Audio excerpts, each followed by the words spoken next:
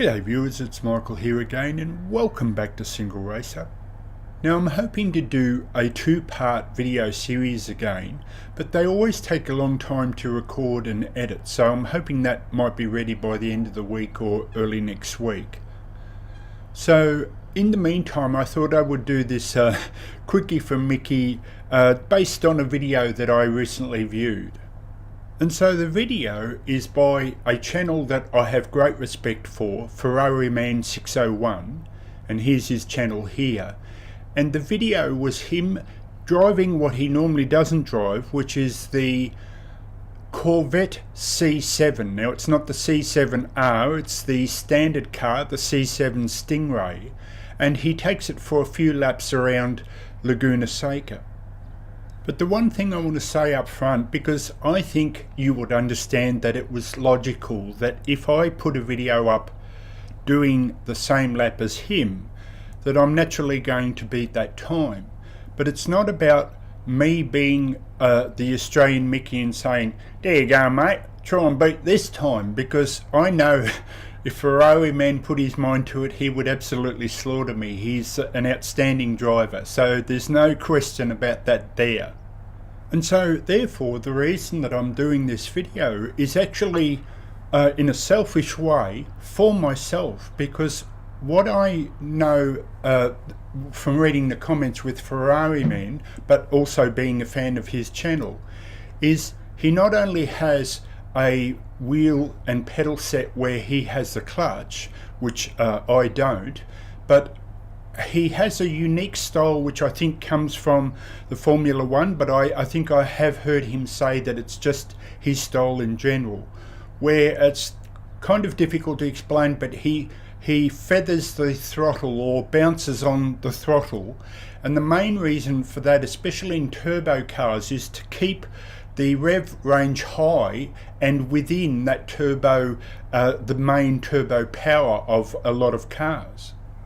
And so specifically because of that, I knew his lap wouldn't be a weak one, that it would be a good lap. But I was curious from my point of view, because I have an older wheel, so I don't have a clutch. But I wanted to see for myself, based on my last video, which talked about the puzzle pieces and you know, slowing into the corner more so than pushing wide, because the Corvette was a great example to use because of the heaviness of the car, which tends to automatically make it understeer worse than a lot of other cars because of that heavy load across the front. So what I wanted to see in this experiment was, if I waited 1, 2, 3 seconds later into the corner, could I still beat that time? And so could I use the slow in fast out as a way of still being quick enough to be competitive against what Ferrariman did in his video? And by the way, I'll have a link to that video in the description. And so for the sake of transparency, the car itself doesn't allow you to change the gear ratios, and I know very little about setup, so I only made two specific changes. One is the common one that I always do anyway, which is lower the fuel to its kind of lowest hot lap levels. And the second change that I made based on watching his video is, I can almost swear that, I haven't asked him directly, but I can almost swear that he has all aids off because of the way he's sliding the car around. So there's a factory default traction control and ABS, but I turned everything off, so that can be verified. In my lap is an RSR Hotlap, so you can verify that on the website, of course. So they're the only two changes that I made, because I wanted to try and be as close to what he was doing as possible.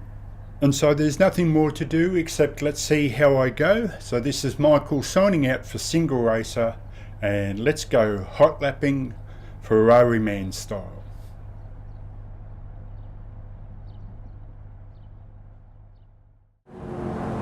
Okay folks, so here I'm going. I'm absolutely flying here. Up to the corkscrew. Incredible hot lap here.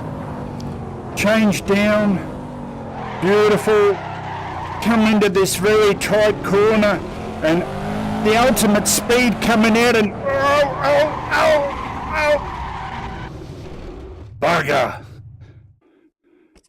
Okay folks, so let's see if my slow in fast out new patient way of taking Hotlaps works on this track. Now before we get started, let's have a look at this beautiful Corvette here. Personally, I think one of the nicest interiors of a standard road car. That's if you could call a Corvette a standard road car, but let's head off now and see how we do. Okay, so I still prefer the shallow line. I don't know, it's just something that I really like, and I'm not sure I can get out of. I'm too old, so I think it's just a force of habit. So I like to be nice and tight up here, and then tight here coming down, but brake nice and early, trying not to lock the wheels up, trying not to, and then slow in, let the nose turn, wait, and that's the 1, 2, 3 seconds.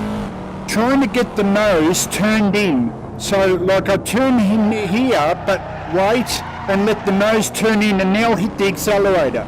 So I'm always trying to do it just once. So again, I'm letting the nose turn in, and now that's it. If you look at the application of the accelerator, I'm always trying to do it just once.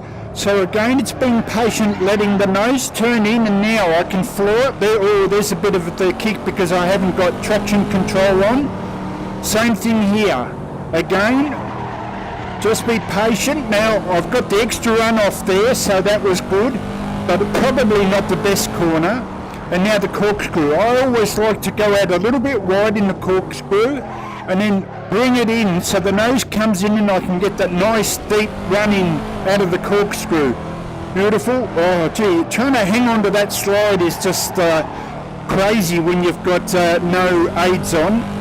So again here, it's just that patience of letting the car turn in, trying to get that full acceleration out of the corner. And for me, that seems to be where I make up most of my speed, with the slow in, fast out. So again, just trying to get that traction down, and let's see, can I beat Ferrariman601 across the line? Can I? Yes, of course I can. It's SingleRacer. How could you expect anything else? Okay, so I try for another lap to beat it, but I don't quite succeed. I'm doing commentary over the replay, so I hope you enjoyed that. And this is Michael signing out. Till next time, I'll catch you later. See you next time.